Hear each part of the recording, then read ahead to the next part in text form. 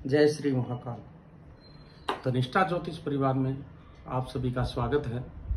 मैं पुरुषोत्तम भोजक, ज्योतिषाचार्य वास्तुविद आपकी सेवा में उपस्थित हूँ। आज अपने बात कर रहे हैं पितृपक्ष की, यानी श्राद्ध पक्ष की।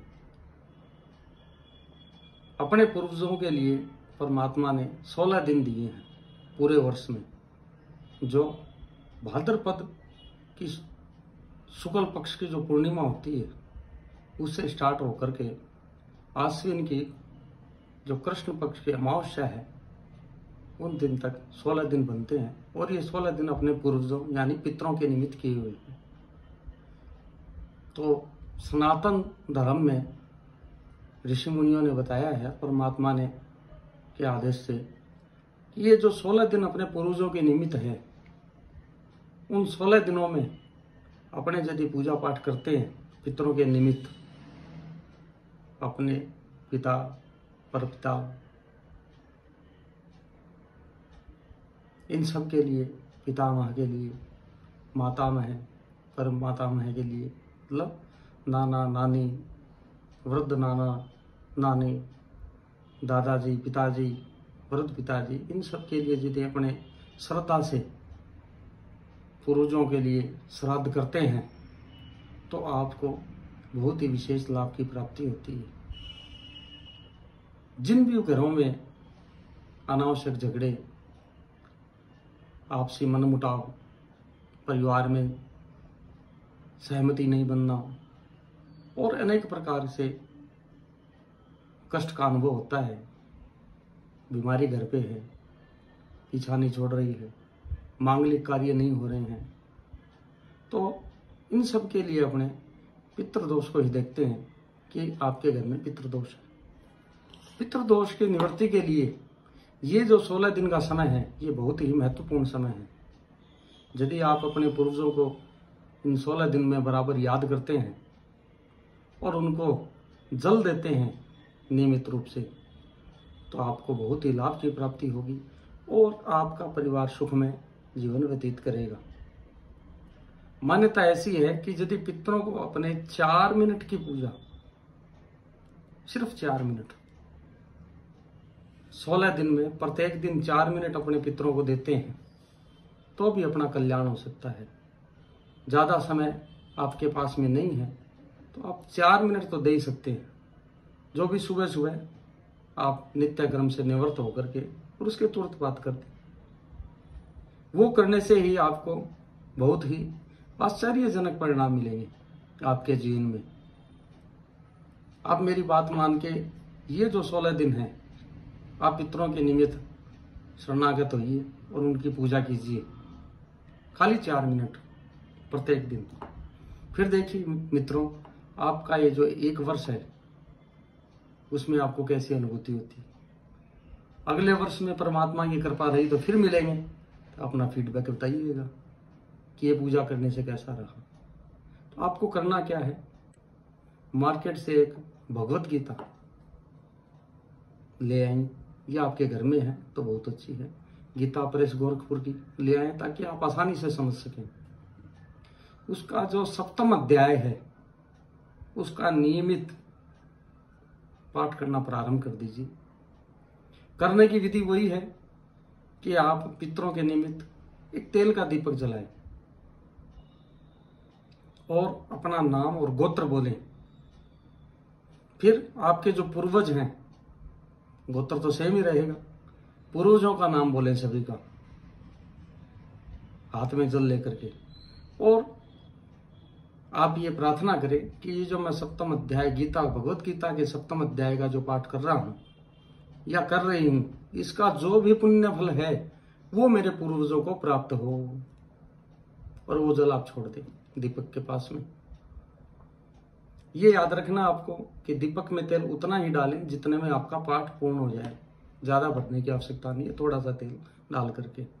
और फिर आसन पे बैठे हुए और 3 बार ओम विष्णुवे नमः, ओम विष्णुवे नमः, ओम गदाधराय नमः ऐसे बोलते हुए भगवान विष्णु का ध्यान करें और ये 7वां अध्याय का पाठ करें। पाठ जब पूर्ण हो जाता है तो आसन को प्रणाम करके आसन पे बैठे बैठे ही आसन को प्रणाम कर लें और अपने पूर्वजों का ध्यान कर लें कि हे मेरे पूर्वजों, मैंने ये पाठ किया है, इसका जो भी पुण्य फल है वो भगवान की कृपा से आपको प्राप्त हो। इतना यदि आप प्रतिदिन करते हैं और साथ साथ में आप काले तिल ले लें और अपने दाएं हाथ की हथेली में डाल लें थोड़े से, और 3 बार जल डाल करके ये जो अंगूठा और ये जो प्रथम अंगुली है इसको पितर तीर्थ बोलते हैं, इस पितर तीर्थ से 3 बार जल को गिरा दे पूर्वजों के निमित्त। आपको कोई भी संस्कृत का श्लोक नहीं आता है, कोई भी आह्वान नहीं आता है, कोई भी मंत्र नहीं आता है, कोई बात नहीं। आप यदि ये 3 अंजलि जल से, तिल मिश्रित जल से आप देते हैं और 1 गीता का पाठ कर लेते हैं, ये इतना ही आपके लिए बहुत है। इसमें ज्यादा समय नहीं लगना है। यदि आप गीता जी का पाठ नहीं कर सकते हैं तो ये अंजलि दे सकते हैं अपने पूर्वजों का नाम गोत्र बोल करके। इससे भी आपको चमत्कारिक परिणाम मिलेंगे। आप यकीन मानिए, यदि आप ये करते हैं तो आपके घर में जितने भी प्रकार के समस्याएं हैं वो सहने सहने दूर हो जाएगी और आपको लाभ की प्राप्ति होगी। समय है तो आप श्री गीता जी का भी पाठ कर लें, और आपके पास में और थोड़ा समय है तो उसके 12वां अध्याय और 18वें 17वें 18वें अध्याय का ये पाठ कर लें, मतलब 4 पाठ गीता जी के कर लें। और जो घंटे 2 घंटे का समय है तो पूरी गीता जी भी कर सकते हैं आप। भगवत गीता और ये तिल मिश्रित अंजलि यदि आप देते हैं अपने पितरों के निमित्त तो आपके जन्म पत्रिका में भी अगर कोई पितृ ऋण दोष है वो भी हल्का पड़ेगा और आपको राहत की अनुभूति होगी और धीरे धीरे करने से उसकी निवृत्ति भी होगी।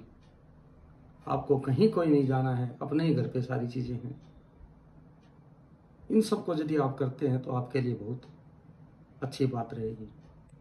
दूसरा, महिलाएं माताएं खाना बनाती हैं तो सबसे पहले 1 रोटी अपने गाय की और श्वान की यानी कुत्ते की निकालते हैं। उसमें से 2 रोटी निकाल करके और अपने पूर्वजों के निमित्त गाय को खिला दें 16 दिन तक।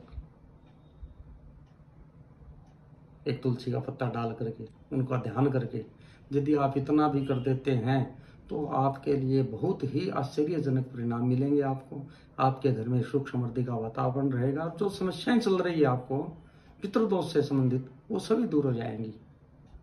तो ये 7 तारीख से लेकर के 21 सितंबर तक का जो समय है ये बहुत ही महत्वपूर्ण समय है।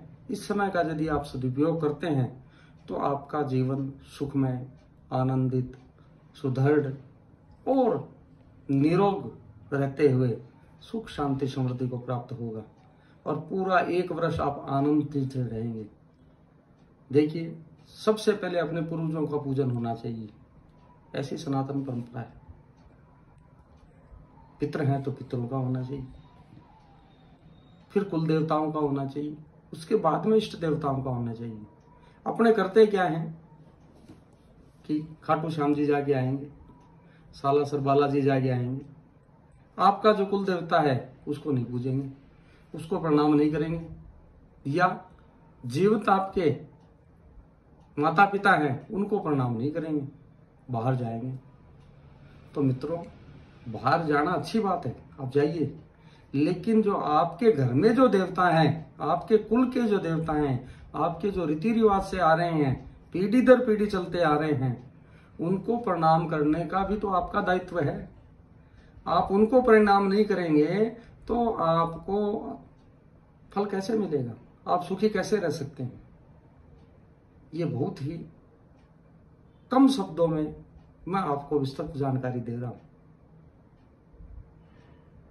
इस टॉपिक पे बात करने के लिए तो घंटों लग सकते हैं, लेकिन कम शब्दों में मैं आपको समझाने का प्रयास कर रहा हूं कि ये जो 16 दिन का जो समय मिला है ये बहुत ही उत्तम समय है। आप इसका सदुपयोग करें अपने जीवन में और एक दिनचर्या बनाते हुए मैंने जो बताए हैं वो कर सकते हैं। और यदि आपको मंत्र चाहिए तो मैं आपको मंत्र भी बता सकता हूँ। ओम पितृ देवताभ्य पितृभ्य महायुग्यभ्य नमः स्वाय सदाय नित्यमेव नमो नमः।